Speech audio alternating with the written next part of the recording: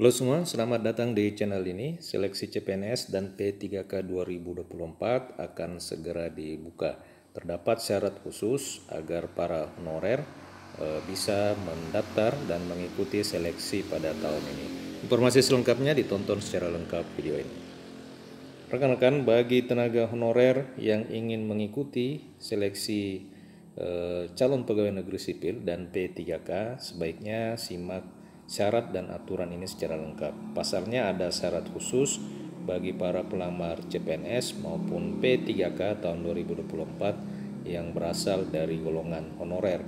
Diketahui rekan-rekan, pendataan non-ASN merupakan tindak lanjut dari berlakunya peraturan pemerintah nomor 49 tahun 2018 tentang manajemen P3K yang mewajibkan status kepegawaian di lingkungan instansi pemerintah terdiri dari dua jenis kepegawaian, yakni PNS dan P3K sampai tanggal 28 November tahun 2023 yang lalu. Adapun pendataan tenaga non-ASN yang berisi data tenaga honorer kategori 2 yang terdapat dalam database BKN dan pegawai non-ASN yang telah bekerja pada instansi pemerintah. Nah rekan-rekan, hal tersebut sesuai surat Menpan RB tahun 2022 tentang pendataan tenaga non-ASN. Untuk itu tenaga honorer agar segera bisa memastikan bahwa data mereka itu telah terdaftar dan tercatat dengan benar melalui situs pendataan non-asn.bkn.go.id. Nah rekan-rekan, situs ini nampaknya sekarang sudah tidak bisa diakses dan diganti menjadi helpdesk.bkn.go.id. Nanti saya akan tuliskan di kolom deskripsi video ini. Selain itu, tenaga honorer juga bisa melakukan pengecekan apakah ia masuk di dalam pendataan non-ASN atau belum. Untuk cara pengecekannya, rekan-rekan bisa mengklik link ini, atau kalau tidak bisa, rekan-rekan juga bisa mengklik helpdesk.bkn.go.id. Lalu di situ masukkan nomor induk kependudukan, tempat tanggal lahir, dan nomor KK. Nantinya jika rekan-rekan sudah terdata di dalam database, maka rekan-rekan akan mendapatkan notifikasi bahwa telah terdata di dalam pendataan non-ASN.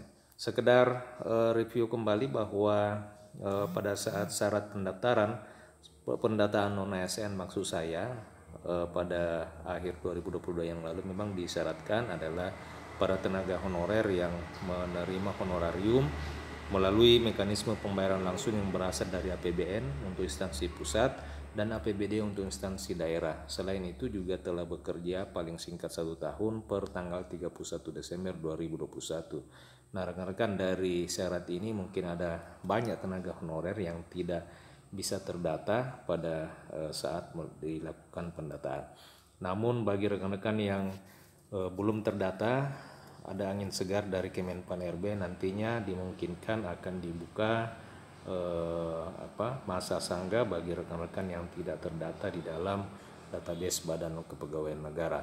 Nah rekan-rekan, syarat pendataan dan harus terdaftar di database BKN ini merupakan syarat khusus yang harus dipenuhi oleh para tenaga honorer jika ingin atau mau mendaftar pada seleksi penerimaan P3K maupun PNS pada tahun ini. Oleh sebab itu, langkah yang harus rekan-rekan ambil adalah memastikan bahwa rekan-rekan telah terdata dan telah terdaftar di dalam database Badan Kepegawaian Negara. Selanjutnya, jika memang telah terdata, rekan-rekan bisa memberikan penekanan dan melakukan pendekatan kepada pemerintah daerah agar supaya bisa mengusulkan formasi pada seleksi P3K 2024 ini. Oleh karena seluruhnya akan sangat tergantung dari formasi yang diusulkan oleh pemerintah daerah.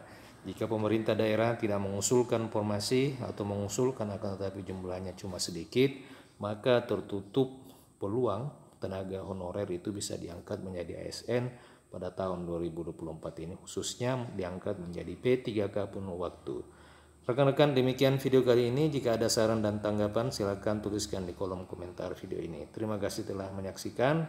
Sampai jumpa di video berikutnya.